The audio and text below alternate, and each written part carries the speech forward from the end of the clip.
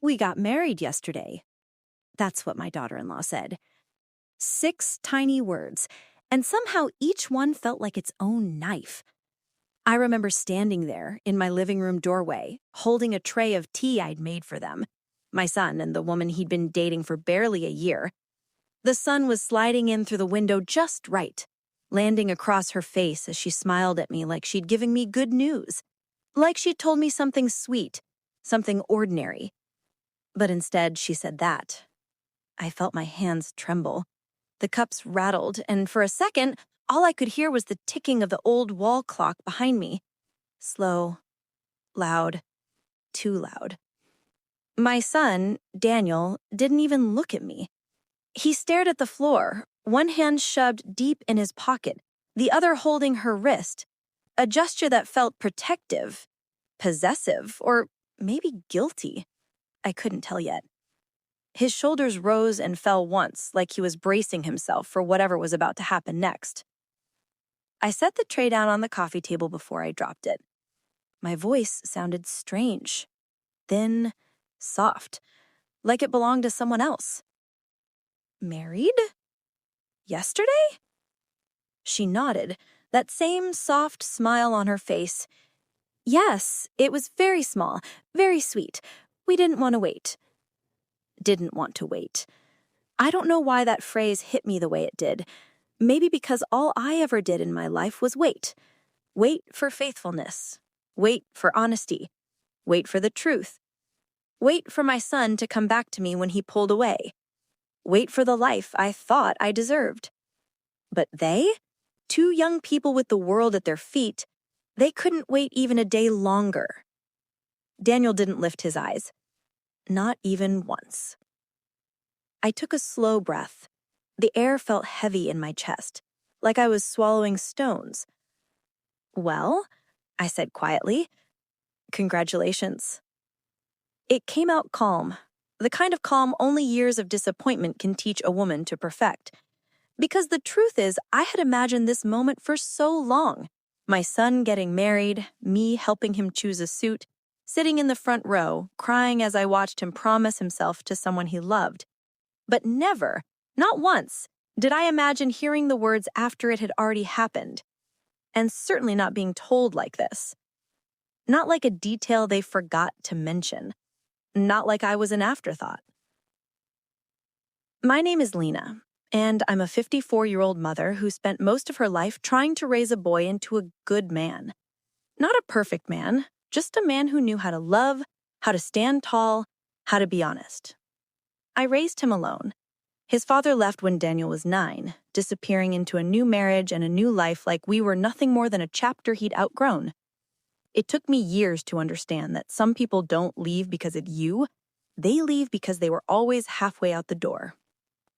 In our little house, warm, cluttered, imperfect, Daniel and I built something real.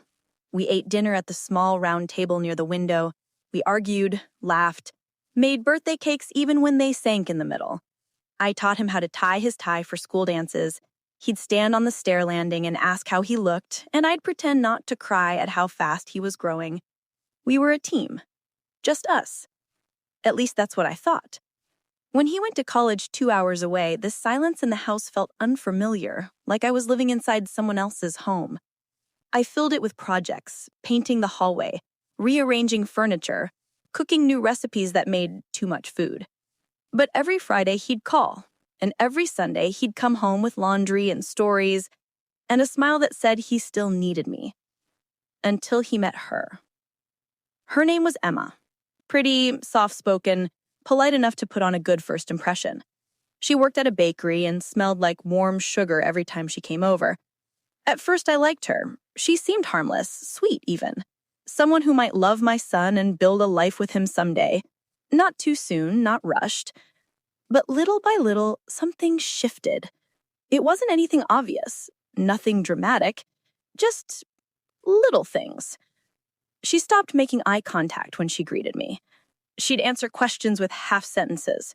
She started deciding things for Daniel, small things at first, then bigger ones, where they'd spend the weekend, what he should eat, whether he had time to help me around the house. And Daniel, my smart, confident boy, began to change. He started staying quieter when she spoke, started glancing at her for approval, started disappointing me in ways that didn't feel like him. But I told myself I was imagining it, that maybe I was just adjusting to not being the center of his world anymore, that maybe this was normal. Love changes people, right? I thought that's what it was. But now, standing in my living room, staring at this girl who married my son without inviting me, without telling me, without even calling me, I realized love wasn't what had changed them. Something else had. Something I wasn't seeing yet. "Mom," Daniel finally said, lifting his eyes but only halfway, "we didn't mean to keep you out of it. We just... Things moved fast." "Fast?" I repeated gently. "Marriage usually comes after planning, after talking, after including the people you love." A flicker passed across his face. Guilt, maybe fear. I wish I could say I wasn't used to that expression, but I'd seen it before. On his father, years ago, when he was halfway out the door. I studied Emma, searching her face for, I don't know, a crack, a clue, anything that explained what was happening. But she only laced her fingers through Daniel's and rested her head lightly against his shoulder, as if to say, "He's mine now." And maybe that was the moment I realized something deeper. This wasn't just about a wedding. This was about control, about power, about claiming something quietly, quickly, before anyone could object. But I stayed calm, because that's who I am. "Well," I said quietly, "if you're married now, I suppose we should talk about what comes next." Emma's lips tightened into a smile that didn't reach her eyes. "We were hoping," she said, smoothing her skirt with one hand, "to stay here for a little while." There it was, the first truth, the first piece that didn't fit. My heart dropped, but not because of the request, because of the way she said it. Not asking, informing. And Daniel, my son, said nothing. Not a word. I paused, folding my hands in front of me. "Why?" I asked quietly. This time, Emma answered before Daniel could even inhale. "We just need a place until things settle." Until what? Settle why? But she didn't explain, and Daniel still wouldn't look at me. Something was very, very wrong. And I was only just beginning to understand how deep it went. I didn't sleep that night. I tried. Lord knows I did. But every time I shut my eyes, all I could see was Maya's face. That soft, nervous smile she gave me when she said the words that split something open inside my chest. "We got married yesterday." I kept hearing it in loops, like a broken record played too long. A mama isn't supposed to learn about her only child's marriage like that, like she was a neighbor getting leftover news. No warning, no moment to prepare myself, no chance to buy a sari or choose jewelry. Just a fact, dropped like a stone, left to sink. By 4 a.m., I'd given up on sleep completely. I sat at the kitchen table with my hands wrapped around a cup of cold tea, watching dawn crawl over the horizon like it was tired too. I kept telling myself, maybe there's a reason. Maybe they'll explain. Maybe it's not what it looks like. Mamas do that. We build excuses for the children we love, even when they break us without meaning to. When the sun finally climbed up and painted the walls gold, I decided on one thing.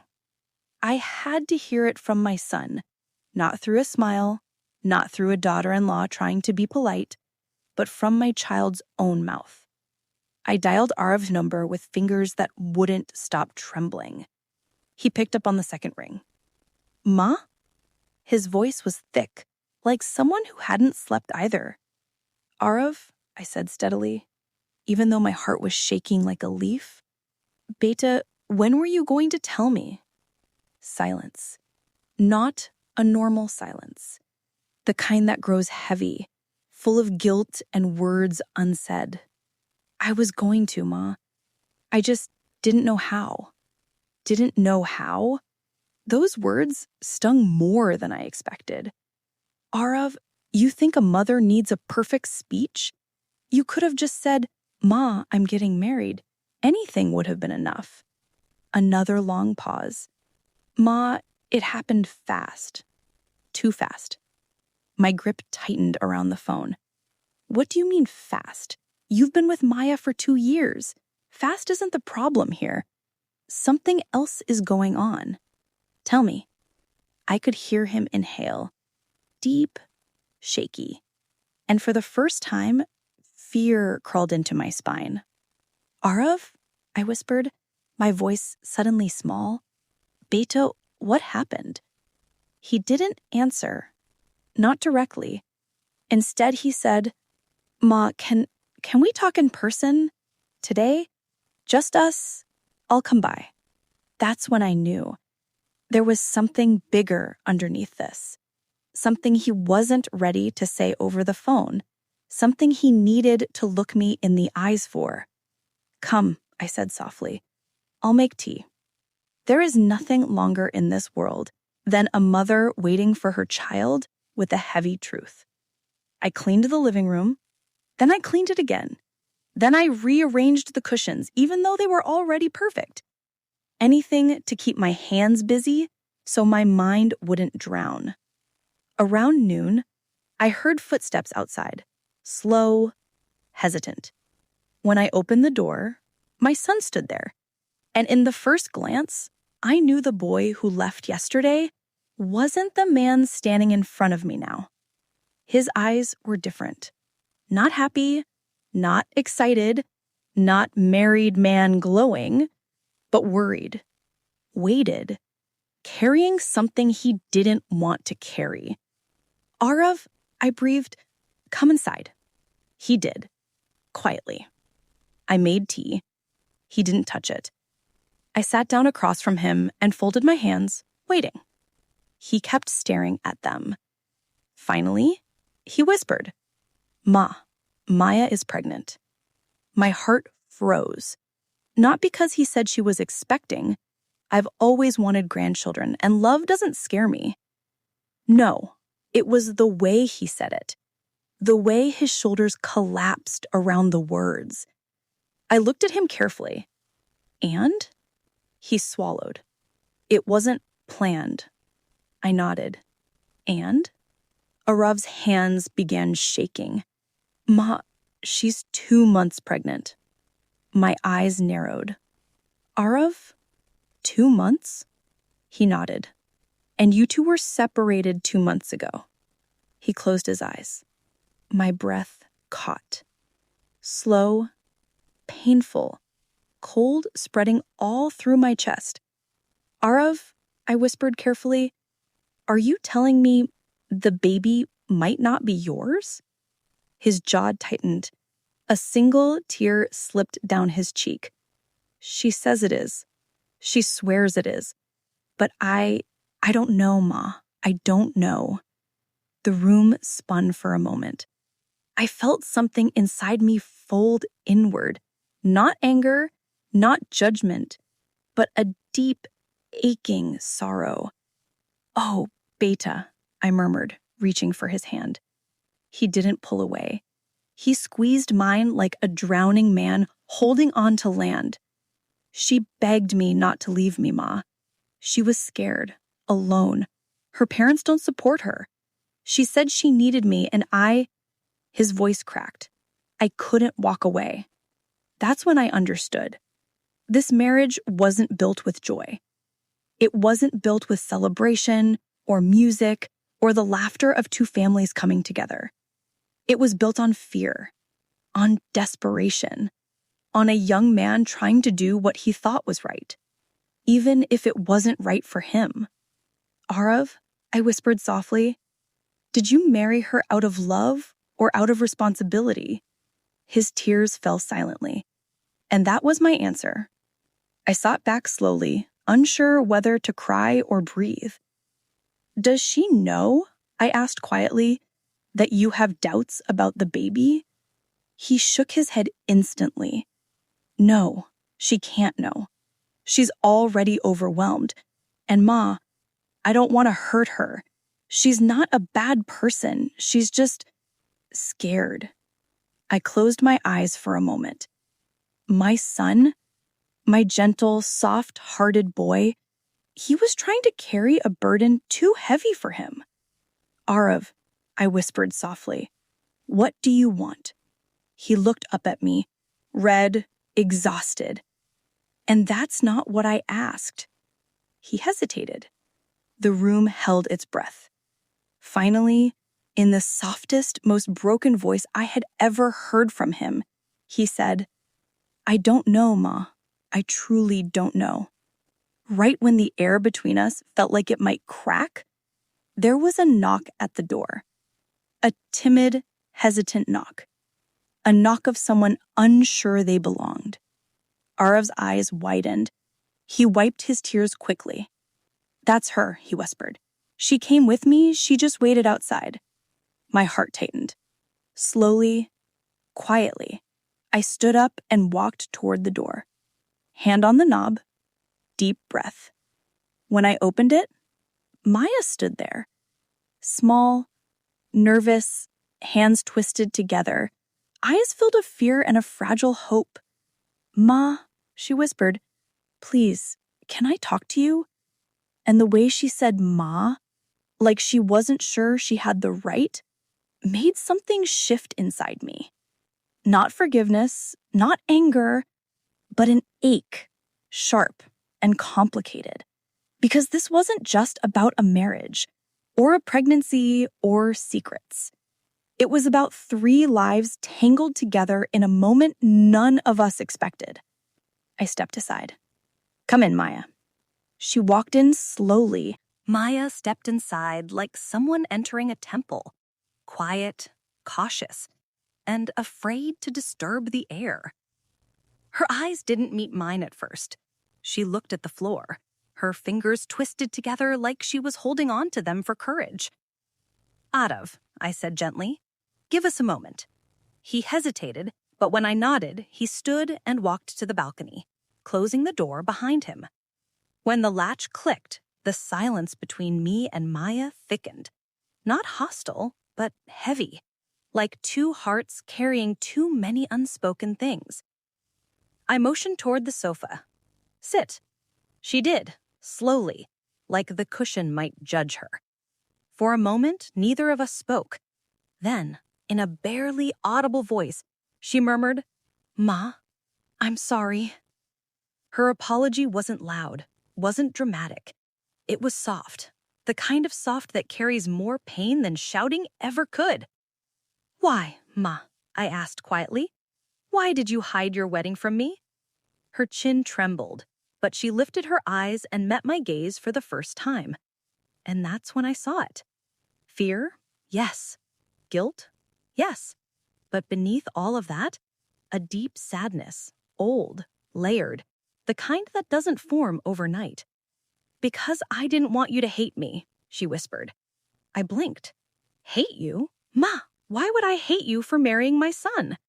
Her breath hitched, a tiny, broken sound. Because I thought you'd trapped him. The word sliced straight through the room. My chest tightened. Maya, I said softly, look at me. She did, reluctantly. Did you trap him? Her eyes widened, filled instantly with tears. No, Ma, I swear on everything. Her voice cracked. I didn't even know how to tell him at first. I was terrified. I didn't plan anything. I didn't want to force him. For a moment, I just watched her. This young woman, barely more than a girl, sitting in front of me with 2 lives trembling inside her, her own and the one she carried. She wiped her tears quickly, embarrassed. I know people will think the worst. They always do. But I'm not a liar, Ma. I made mistakes, yes, but I never meant to hurt anyone. Her honesty hit me hard because it wasn't polished or rehearsed. It wasn't a story crafted to win sympathy. It was raw. and Ra rarely lies. I sat quietly for a few seconds, then spoke gently. Your parents, Adav said they don't support you. Her face crumbled. They'd told me not to come back home. Just like that. I felt the ground shift under me. Because you're pregnant? She nodded. They said I brought shame, that I ruined my future, that I disappointed them. Her voice broke on the last word, and something in me broke with it. I have seen many things in life, but there is a specific kind of pain that sits in the eyes of a child who has been pushed out by the very people meant to protect them. I reached for a tissue and held it out to her. She didn't take it first. She just stared at it, like she wasn't sure she deserved kindness. Then, slowly, she took it. Thank you, she whispered. I waited until she could breathe again, then asked, Maya, does Adav know this? A soft shake of her head. No, I didn't want him to feel guilty. He already married me without wanting to. I didn't want to make him feel trapped in every direction. My heart dropped. So she knew. She knew he married her out of duty, not love. Maya, I asked gently, why did you come today? Why did you ask to talk to me? She swallowed hard. Because I'm scared, Ma. Her voice trembled.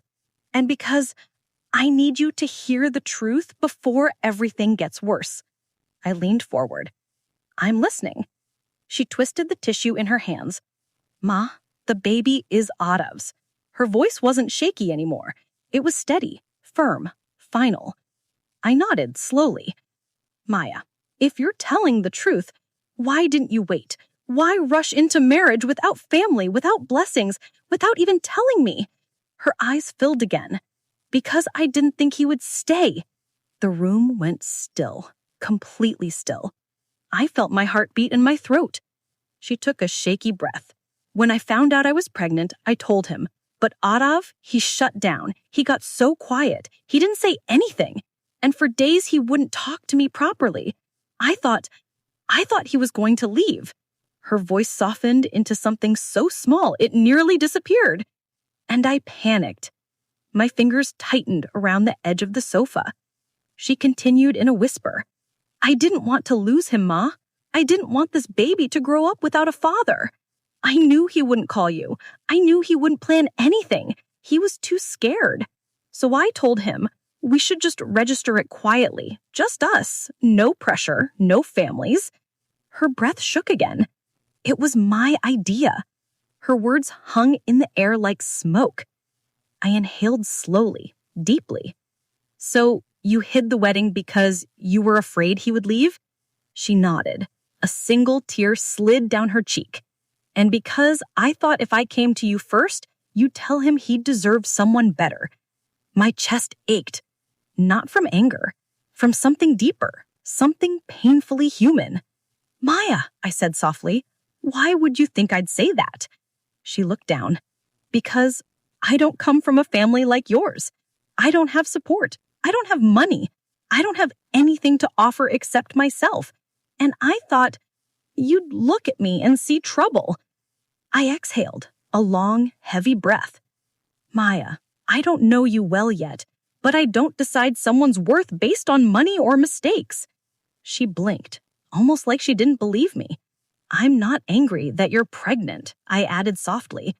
I'm hurt because I wasn't given the chance to stand beside you both. Her lips trembled. I know, Ma, and I'm sorry. Truly. But there's more. And I need to tell you before Adav hears it from someone else. My stomach clenched. What more? She hesitated. Her fingers dug into the tissue so tightly it nearly tore. Ma, there's something from my past. Something Adav doesn't know. And if it comes out later, it will destroy everything. My breath froze. What is it, Maya? Her voice was barely a whisper when she said it. It's about the baby's father. The world stopped. Just stopped. My heartbeat echoed in my ears. Maya, I whispered, my throat tight. You said the baby is Adav's. She nodded quickly. It is. I swear, it is. Then what do you mean it's about the baby's father? Her lips parted. She inhaled shakily. And then, Ma, someone else might claim the baby. Someone who thinks. She stopped. A tear rolled down. Her voice broke. I'm scared he's coming back. The moment those words left her lips, I'm scared he's coming back. Something cold slid down my spine. Not fear, not anger, a stillness. The kind that comes before the truth hits you like a storm. I leaned back slightly, my fingers tightening around my sari. Maya, I said softly, carefully. Start from the beginning. She didn't speak right away.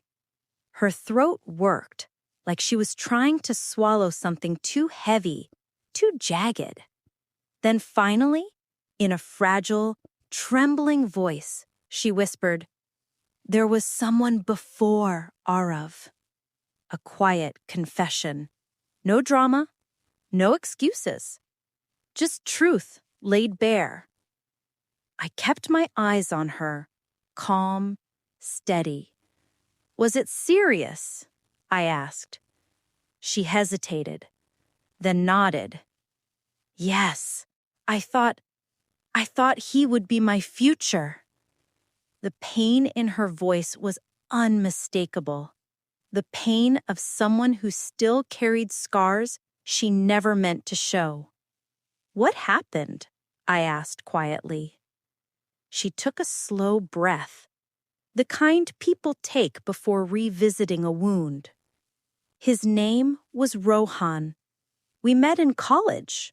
He was charming, too charming. He made me feel seen, important, wanted. Her eyes softened, but only for a moment.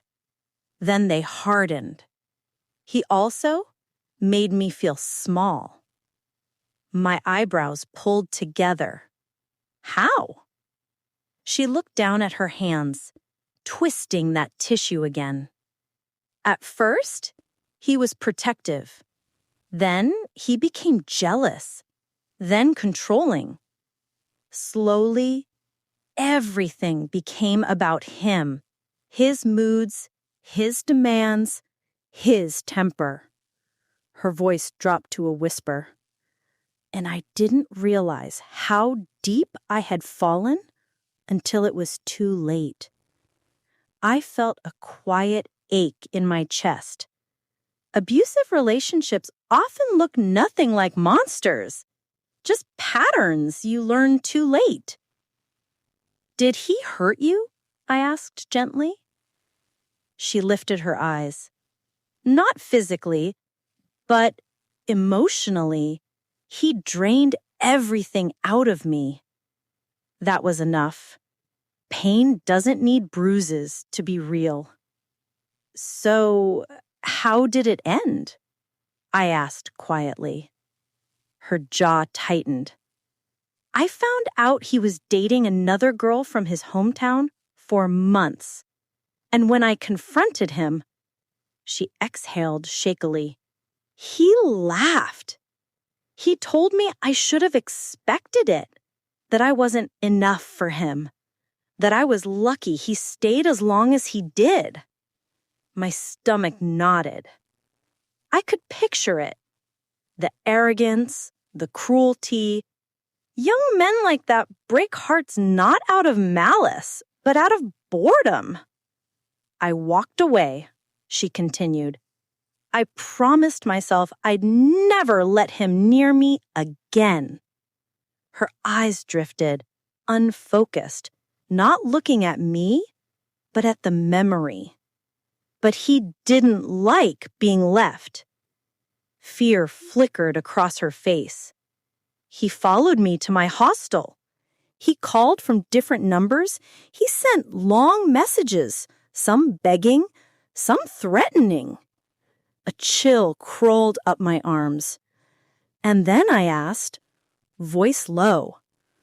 One day, he just stopped completely.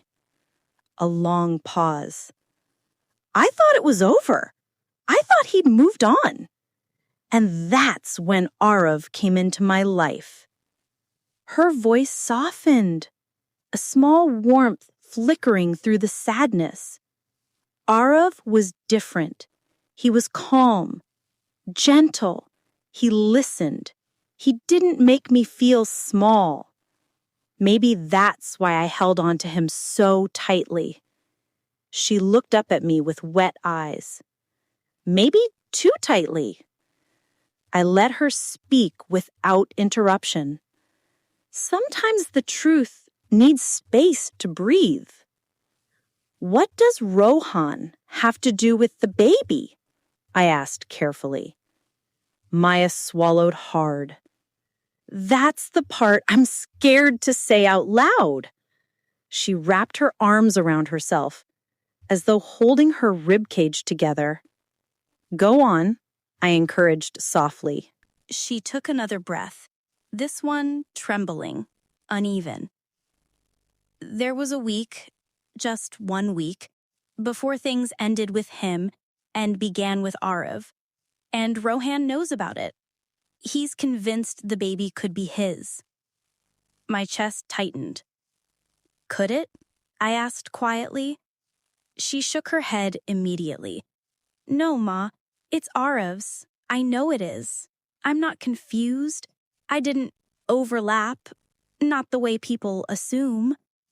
I studied her face, the honesty in her eyes, the conviction in her voice. She wasn't lying. She wasn't unsure. She was terrified of being misjudged. And Rohan? I asked. How do you know he might come back? Her eyes filled again. Because he messaged me last week. My spine stiffened. What did he say? Her voice cracked. He said he heard I was pregnant, and that if the baby is his, he'll take responsibility.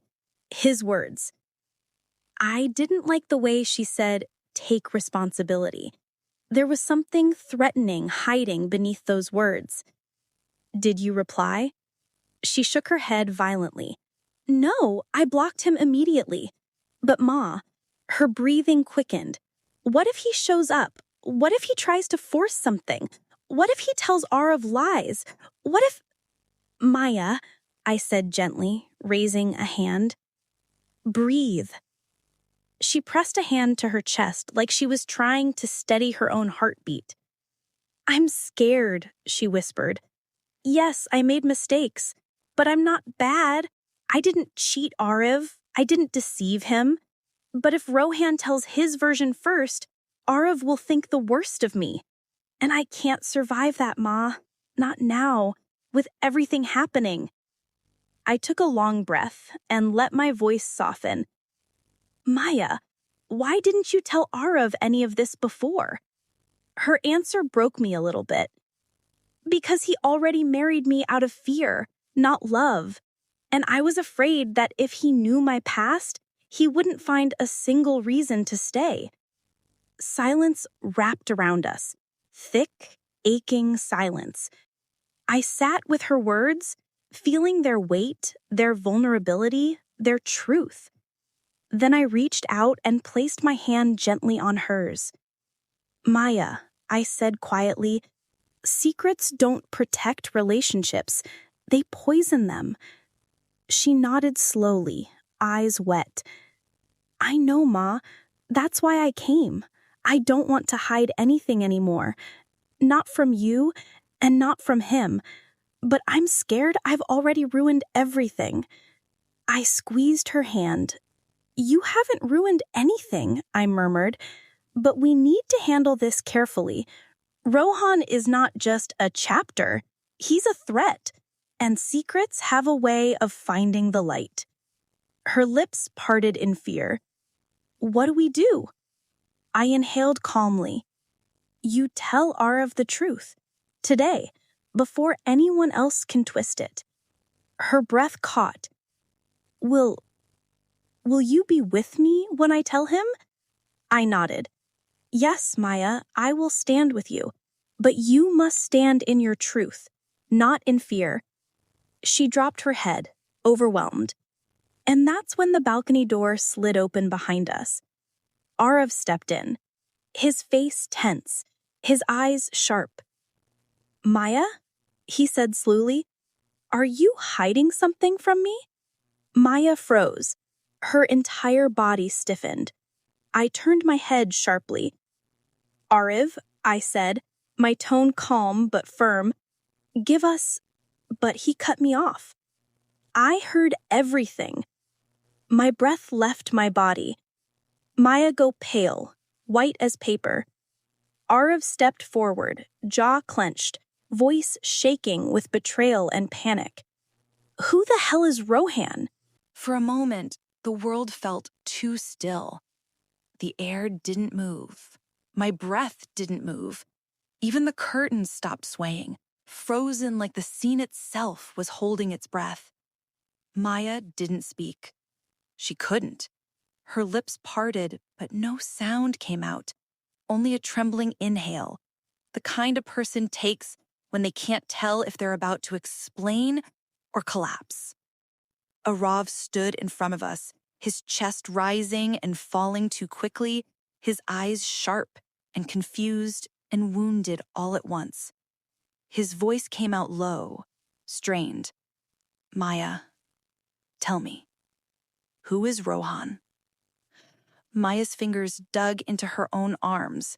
She folded inward, as if trying to protect the baby itself from the weight of those words. "Arav," she whispered, barely audible. His jaw tightened. "Don't Arav me. Just tell me the truth." He wasn't shouting. That made it worse. Quiet anger is colder, quieter, more dangerous. I placed one hand on the balcony railing, grounding myself, before stepping between them, not blocking, just standing close enough to give Maya something to lean on. "Arav," I said gently. "Come sit." "No, Ma." He shook his head, his voice cracking. "I heard everything. You should have told me, Maya. You should have told me from the beginning. You promised. You said there was nothing from your past that would affect us." Maya flinched, like the words had struck her physically. I didn't hide it because I wanted to. I was ashamed, hurt. I wasn't ready to relive it. Arav let out a low, humorless laugh. "Relive what? You were with this guy right before you started seeing me, and now he's messaging you about the baby? What was I supposed to think?" His voice cracked on the last word. That crack hurt me more than his anger. "Arav." I stepped closer. "Listen to her fully.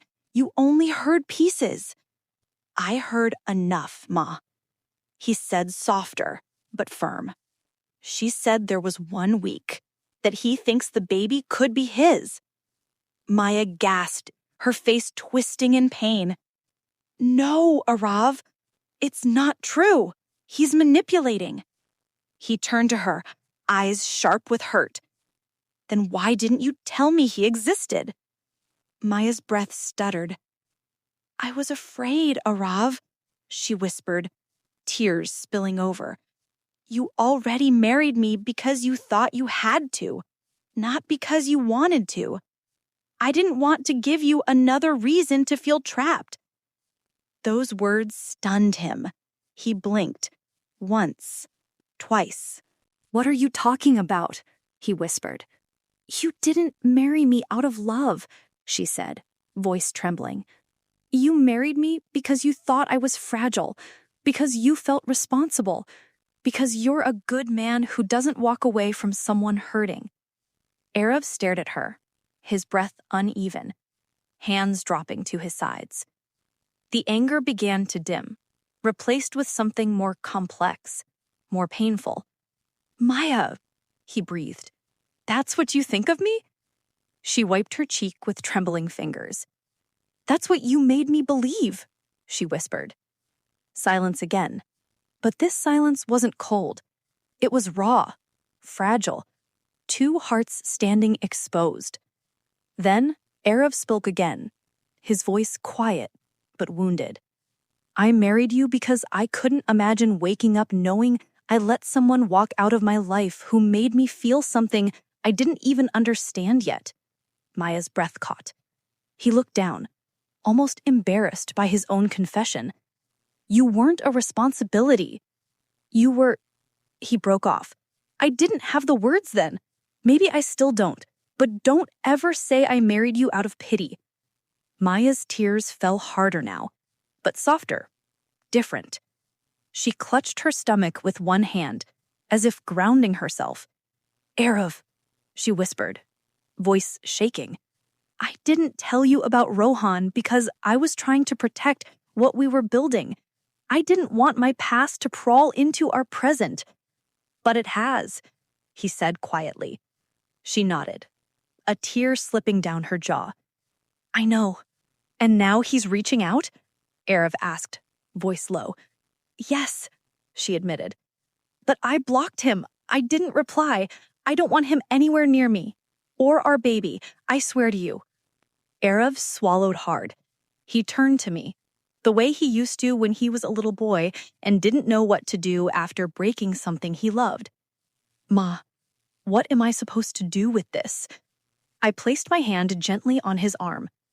I said softly, you start by understanding one thing. Your wife came here today because she didn't want to hide anymore. She came with truth, not excuses. That matters. He looked at Maya again. She wasn't defending, wasn't justifying, wasn't blaming. She was just standing there, completely open, terrified of losing him. Arav, she whispered, voice shaking. I love you. I didn't know how to say it before, but I do. And I'm sorry I didn't trust you with my past. I was scared of losing you long before I had you. He closed his eyes for a moment, pain tightening his shoulders. Then he spoke, voice low. And the baby? Maya stepped closer, placing a trembling hand on her belly. This baby is yours, she said, quietly but firmly. I know it in my bones the way a mother knows her heartbeat. I'm not confused. I'm not uncertain. I am scared, yes, but I am not confused. Arav opened his eyes. Their gazes held, and for the first time since he walked onto the balcony, something inside him softened. But then, his phone buzzed. A sharp, irritating, intrusive sound. Arav looked down, his face drained of color. What is it? I asked, heart instantly tightening. He swallowed hard. Then he turned the screen toward us. A message on his phone, from an unknown number. Just 2 lines. Your wife is lying to you. Ask her who she was with on the night of January 14th. Rohan. Maya staggered backward as though she'd been slapped. Arab's hand trembled. Oh God, she whispered, voice breaking. He messaged you too? Arab looked at her, hurt, confused, betrayed, terrified. And then he whispered the sentence no married woman ever wants to hear from her husband. Maya, what happened that night? I don't remember driving home that night. I must have taken the same old streets, passed the same old shops, waited at the same old traffic lights. But I swear to you, none of it registered. My hands were on the wheel, but my mind was somewhere else, floating between disbelief and a hollow kind of grief that didn't even know where to settle. When I finally walked into my house, it didn't feel like home. Every corner reminded me of him. The shoe rack where he used to kick off his sneakers.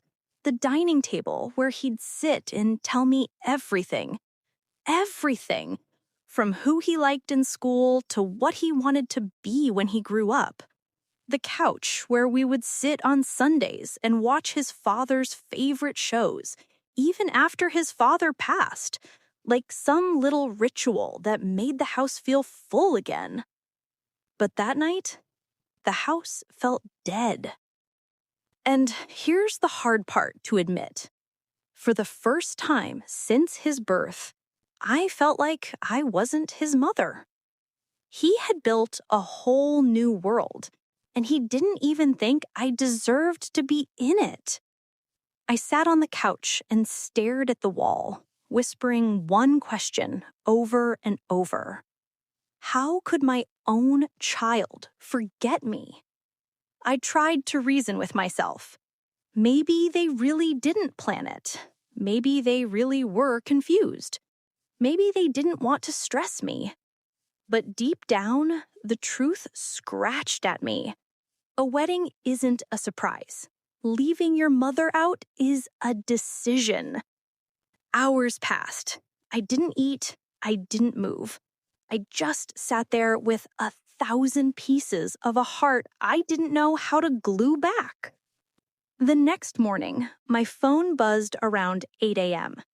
It was a text from my son, not a call, not a visit, not even a voice note, just text. Mom, we wanted to talk to you last night, but things got emotional. Can we come by? I stared at the message for a long, cold minute, not because he asked to come, but because he said we. We. They were a team now, and I was suddenly a visitor. Still, I typed back, come. I didn't add anything more. I didn't ask if they ate. I didn't send a heart emoji like I always do. I just said, come. Because at that moment, they weren't coming to see me as family. They were coming to explain something. And explanations come from guilt, not love. The knock on the door. When they walked in, my son looked nervous. And my daughter-in-law? She wasn't nervous. She looked determined, like someone who had already planned her lines, rehearsed them, and was ready to deliver them without a single crack. Mom, said my son softly, we owe you an explanation. I didn't speak. I didn't trust my voice. We didn't tell anyone about the wedding, not even her parents. We just wanted something small, something personal. My daughter-in-law finally spoke, and her tone, calm, measured, almost too steady, made something inside me twist. We didn't want a big ceremony. We didn't want expectations or pressure. We just wanted to start our life peacefully. Peacefully. As if my presence would have caused war. I still didn't speak. My silence was the only dignity I had left. We were going to tell you, but we didn't know how to say it without hurting you. I finally lifted my eyes, and I told her the truth. The kind of truth you speak only when you've been cracked open. Child, I said quietly, you didn't hurt me because you got married. You hurt me because you made me feel like I was never part of your family to begin with. She swallowed. My son lowered his head, and for the first time since this nightmare began, I saw something change in her eyes. Not regret, not guilt, but annoyance. Like my pain was an inconvenience. My daughter-in-law took a breath, a long, steady one, and then she said the words that would echo in my bones. A wedding is about the couple, not the parents. My heart stopped. She wasn't defending herself anymore. She wasn't explaining. She was telling me, you don't matter. My son didn't interrupt. He didn't correct her. He didn't even flinch. He let her talk. He let her lead. He let her rewrite the meaning of family in front of my eyes. And in that moment, that small, quiet, devastating moment, I realized something I never imagined I would. I was no longer the most important woman in my son's life. I wasn't even second. I wasn't even considered. I was simply unnecessary. I didn't cry in front of them. I didn't yell. I didn't argue. I didn't beg. I just nodded slowly. Because sometimes silence is louder than grief. Sometimes silence is the only shield a mother has when her child forgets the sound of her love. They sat across from me on the sofa. My son tense and restless, his wife composed, like someone who'd already made peace with the damage she caused. I kept my hands folded in my lap, the way you do when you're holding yourself together by a single thread. "Mom," my son began softly, "there's something more we need to tell you." There it was, the more. Because in my heart, I already knew. People don't hide weddings unless they're hiding something bigger behind it. I didn't say a word. I just waited. He looked at his wife. She didn't look back at him. Instead, she kept her eyes fixed on me, like the truth she held belonged to her and her alone. "Just say it," I whispered. My voice didn't shake. My heart did. My daughter-in-law took a breath, deep and deliberate, and then dropped the sentence like a stone into the room. "I'm pregnant." The air left my lungs. Not because she was expecting. A child is a blessing, a miracle, a hope wrapped in heartbeat. No, it was the timing, the way she said it, the coldness in her tone, the pride in her posture, like she had won something. My son watched me carefully, eyes shining with something that looked like shame wrapped in fear. "How far along?" I asked quietly. I don't know why I asked that. Maybe because a mother's instinct starts calculating pain the moment truth hits the floor. 2.5 months, she replied. 2.5 months. Which meant my son already knew. They both already knew. Long before the rushed wedding. Long before the secrets. Long before I opened the door to a ring and a surprise that wasn't mine to celebrate. And just like that, all the puzzle pieces, all the confusing little moments, all the silences, all the tension fell right into place. They didn't get married privately because they wanted peace. They got married privately because they wanted control. Control over the narrative, control over the decision, control over who mattered and who didn't. I blinked away the sting in my eyes. A baby. A grandchild. My daughter-in-law didn't smile. She didn't soften. She just lifted her chin a little and said, "We didn't want drama. That's why we kept things simple." Drama? That word hit me harder than the announcement. I looked at my son. "My child, do you think I would create drama over your happiness?" He shook his head quickly. "No, Mom, never. It's not like that." But his eyes told me something else entirely. It was like that. Maybe not in his heart, but in his wife's. And he was now a man who followed her lead. The confession behind the confession. I sat back slowly, the truth sinking into my bones. They didn't trust me. My own child, the baby I raised with everything I had, the boy whose scraped knees I bandaged, whose fears I soothed, whose future I prayed for, did not trust me enough to be part of the biggest milestones of his life. I wanted to ask why. I wanted to ask what I did wrong. I wanted to ask when love turned into distance. But mothers don't ask those questions. Mothers break quietly. Instead, I swallowed the pain and said, "I'm happy for you both." My daughter-in-law's face softened for the first time since she arrived. But it wasn't empathy. It was relief. Relief that I wasn't going to shout. Relief that I wasn't going to blame her. Relief that I wasn't going to ask for a place in their life that she didn't want to give me. My son leaned forward and reached for my hand. And when his fingers touched my skin, oh God, I realized how much I missed him, how much I missed us. "Mom," he whispered, voice cracking, "I don't want you to feel left out. I want you to be part of everything." I wanted to believe him. I truly did. But the truth has a way of revealing itself in small, painful details. And the truth was, he wasn't making decisions anymore. She was.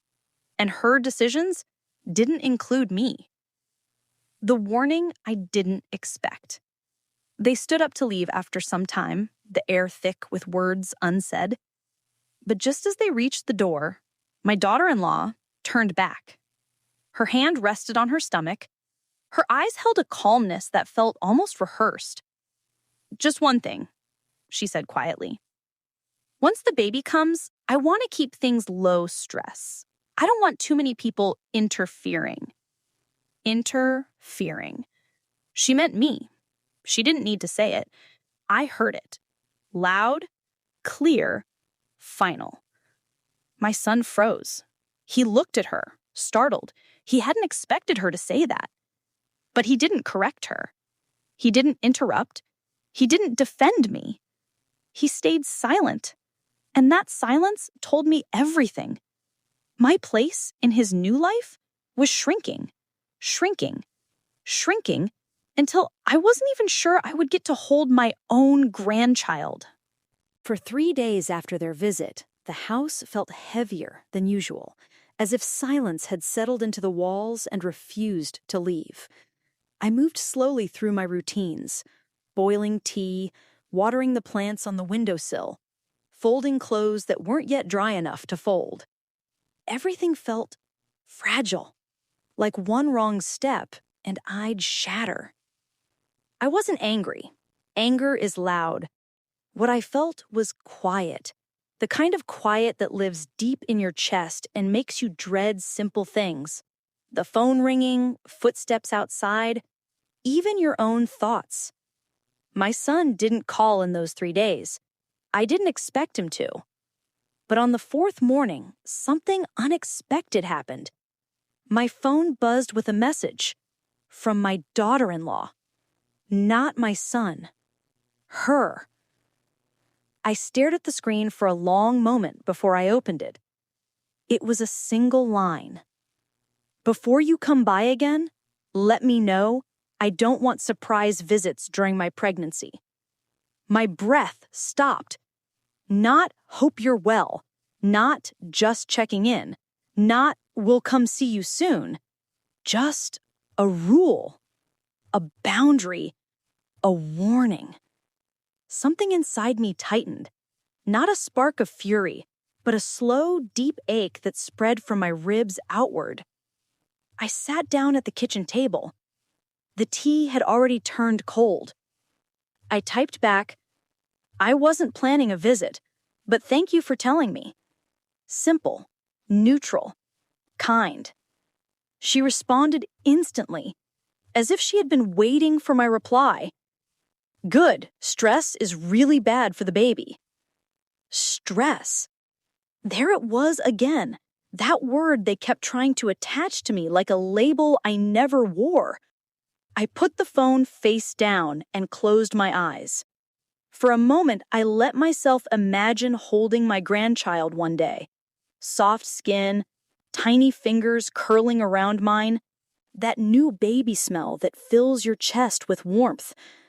Then I imagined standing outside their door, waiting for permission to enter. The ache deepened. The day everything spilled over. 2 days later, my sister Mira visited me. She has never been a woman who misses details. She notices how your voice dips, how your shoulders slump, how your eyes give away stories your mouth won't tell. She took one look at me and said, "What happened?" Just 2 words, no softening, no circling. I tried to brush it off, told her I was fine, told her I was just tired. But Mira wasn't buying any of it. She put the kettle on, made masala tea the way she knew I liked, strong, ginger heavy, and sat across from me with her arms folded. "When you're ready," she murmured, "I'm right here." I don't know what cracked first, my voice, my composure, or the part of me that had been pretending I wasn't hurt.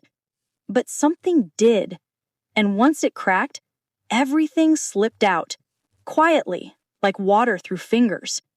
The secret wedding, the way they told me, the pregnancy reveal, the warnings, the cold messages. Mira listened without interrupting. Her face didn't twist with anger. It didn't harden. It softened. Because she understood. She had raised children too. She had lived that same ache, the slow drifting of a child who once clung to your hip, but now clung to someone else. When I finished, she took my hands and squeezed them gently. "My dear," she said, "you're not the problem here." I wanted to believe her, but pain has a way of convincing you that you're the reason it exists. "She thinks you're weak," she added. "She mistakes your kindness for softness. Don't let her." There was steel in her voice, the kind that rises in older sisters when they see someone hurting you. The message that went too far. That evening, just as Mira left, another message arrived. Again, from my daughter-in-law. My pulse quickened before I even opened it. This one was longer. "Also, once the baby is born, please don't try to give unsolicited advice. I don't want old-fashioned methods. We'll be doing things our own way." I froze. Unsolicited advice? Old-fashioned methods? I hadn't said a single thing to them. I hadn't offered advice, hadn't interfered, hadn't even visited. Yet she was cutting off conversations that had never happened. I stared at the message, my hands trembling just slightly, barely enough to see, but I felt it. And for the first time, a spark of anger did rise. Not the loud kind, not the violent kind, the dignified kind. The kind that forms when you realize someone is rewriting your role in their life without your consent. I typed slowly, carefully, my fingers steady now. "I have always respected your decisions. I will continue to do so. But please don't make rules for situations that haven't occurred. It hurts more than you realize." I read it twice before I sent it. It wasn't rude. It wasn't emotional. It was honest. 5 minutes passed, 10. Then her reply came, a message that burned hotter than anything she had said before. "We're just trying to protect our peace. Some people bring unnecessary emotional burden." Some people. She meant me. She said it openly now. No hesitation, no softness. A knife doesn't need to be sharp when the words themselves cut. My chest tightened. My fingers went cold. That was the moment my heart broke. Not because she didn't want me involved, but because my son still said nothing. He didn't defend me. He didn't step in. He didn't call. His silence was louder than her words. And in that silence, I understood. This wasn't about a wedding, or a baby, or stress, or tradition. This was about control. She was building a wall around my son and their future child, and she wanted to make sure I stayed firmly on the outside. It was a Sunday afternoon when I finally got an invitation I didn't want to refuse. My son and his wife were hosting a small baby shower at their apartment. Intimate, they said. Just family. Just close friends. I didn't want to go. Not really. But if I stayed away, it would feel like surrender. It would feel like letting her erase my place in their lives completely. So I went. The elevator ride up felt longer than any I'd taken in years. Each ding of the floor numbers echoed in my chest. I could hear voices from inside the apartment, laughter, clinking glasses, the faint scent of flowers and baked goods. When the door opened, I stepped inside carefully, like someone entering enemy territory. My son greeted me first. "Ma?" he said softly.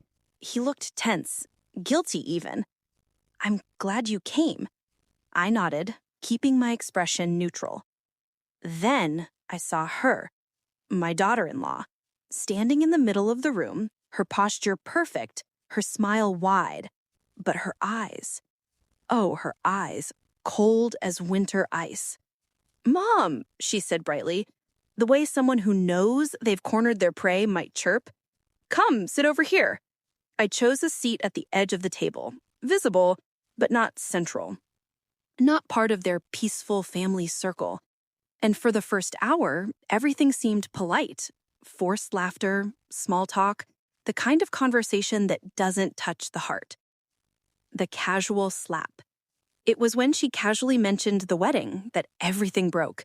"Oh, by the way," she said to the group, her tone airy, "Arav and I decided to get married quietly last month. We didn't want anyone making a fuss." There it was, the casual, deliberate dismissal of me. I felt it. Sharp, instantaneous, like a slap across the chest. Somehow, everyone laughed nervously. They didn't know why it hurt me. They just thought it was funny. I wanted to disappear. I wanted to melt into the floorboards. But then, I noticed something. Her smile faltered, a tiny crack, the kind only someone truly confident in their control would notice in a moment of performance. And in that instant, I realized the people around her didn't know the truth either. Not really. They had no idea how manipulative she had been, no idea how much she had rewritten my place in their lives completely. The intervention. I took a deep breath. I stood slowly. The room grew quiet, not from what I did, but from the change in the air. "Excuse me," I said softly. My voice didn't shake. It was quiet, firm, undeniable. She turned to me, surprise flashing across her face. Arav looked up, his expression unreadable. "I think you forgot something," I continued, calm but cutting. "You forgot that family isn't built by hiding.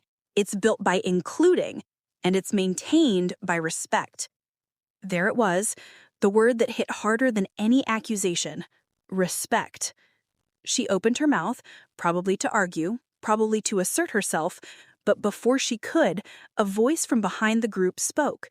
It was my sister Mira. "Respect isn't optional," Mira said, stepping forward. "And you don't get to set rules for someone who's been part of this family longer than you've been married into it." The room grew still. Everyone shifted uncomfortably. The weight of truth was suddenly on the table, and it wasn't coming from me alone.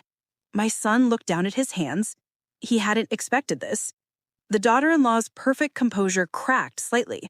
Her eyes darted around the room, seeking support, but everyone was silent. No one defended her. Finally, I spoke again. "You told me to stay away from your baby's upbringing. You told me my advice wasn't welcome. You sent me messages saying I bring unnecessary stress. But this isn't about stress. It's about control. And you cannot control my love for my child or my grandchild." The words hung in the air, heavy, sharp, full of all the pain, disappointment, and heartache of months of being sidelined. Her lips pressed together. The smile disappeared. The laugh she used to charm others vanished completely. You don't understand," she started, but no one let her finish. Even my son stayed quiet. Because the truth doesn't need explanation. The truth is felt. The truth is seen. Her carefully crafted image, the calm, unshakable, controlling woman, began to crumble. A few of the friends who had laughed nervously earlier looked at each other, realizing something had been hidden from them. The room's tension grew unbearable. And then she finally said, quietly, almost inaudibly, I just wanted everything to be perfect." A single phrase, one that exposed all the fear, all the manipulation, all the selfishness. She used the wedding, the messages, the warnings, even the pregnancy to create her perfect world. And for the first time, everyone saw it. The aftermath. The rest of the baby shower was quiet. Polite smiles, small talk, but the air had changed. She could no longer dictate it. My son didn't speak to me after that, not yet, but he didn't support her either. I sat at the edge, holding myself together. And though the room was tense, a small, subtle feeling of justice settled over me. Because sometimes the public sees what the private cannot hide. Sometimes even control has cracks, and they are visible to everyone. And sometimes those cracks are enough. The days after the baby shower were quieter than I expected. Not empty, not tense, just quiet. A sort of fragile pause, like the world was catching its breath after a storm. My son didn't call me immediately. My daughter-in-law avoided direct contact. But for the first time in months, I felt something shift inside me. I realized I didn't need their validation to exist. I didn't need their approval to feel like a mother. And I certainly didn't need their permission to love my family, my child, my grandchild, my own heart. I started small. A walk in the garden, sunlight on my face, the smell of jasmine blooming near the fence. A cup of tea made just the way I liked it. Strong, sweet, a touch of ginger. I spent hours in the kitchen, baking small treats for myself, tasting chocolate on the tip of my finger, laughing quietly at the memories of my son as a boy, and letting the warmth of those memories wash over me. The first step toward reconnection. A week later, my son called. Not my daughter-in-law, not a text, a call. His voice, soft, hesitant, almost shaky. "Mom," he said, I realized I didn't stand up for you the other day. I should have." My chest tightened, but not with anger this time, with relief, with hope. "I know," I whispered. "It's never too late to start being honest about what matters." We talked for an hour, not about the wedding, not about the baby, not about her, about us, about memories, about love, about the simple fact that no one can ever erase what has already been built with care and devotion. The daughter-in-law and me. Eventually, the daughter-in-law reached out, cautiously, carefully, as if stepping into water too cold to touch. "I want to start over," she said one afternoon. "I realized I pushed too hard, too fast. I want you to be part of this. If you'll let me." I took a long breath. Forgiveness is not instant. Trust is not rebuilt in a day. But a mother knows when to open her arms. "I want peace too," I said quietly, "but it has to be real, not just words, not just rules." And in that small, measured exchange, a bridge began to form. A fragile, trembling bridge, but a bridge nonetheless. My grandchild and me. When my grandchild was born, I finally held them in my arms. Soft, warm, alive. A perfect little person who smelled like hope and possibility. I whispered stories I had told my son. Stories about love, stories about family. Stories that would one day make them smile and understand that love is not about control. It's about presence. And as I held that tiny being, I realized something profound. It didn't matter who had arranged the wedding, or who had tried to control me, or how cold the messages were. What mattered is that love endures. Love survives. Love always finds a way back to the people who truly belong in your heart. Reflection and moral. Looking back, I see now that the wedding, the secrets, and the cold messages were not just obstacles. They were tests of patience, dignity, and the strength of love that cannot be dictated. I learned that boundaries are important, yes, but love is stronger than control. Forgiveness is powerful, yes, But self-respect is essential. And most importantly, a mother's place in her child's life is never erased by fear, rules, or manipulation. It's claimed moment by moment with quiet love, calm patience, and unwavering presence. Closing, audience connection. Would you have handled it the same way? Would you have stayed silent or confronted the truth? Sometimes the hardest battles are fought quietly within our own hearts. And sometimes that quiet courage changes everything.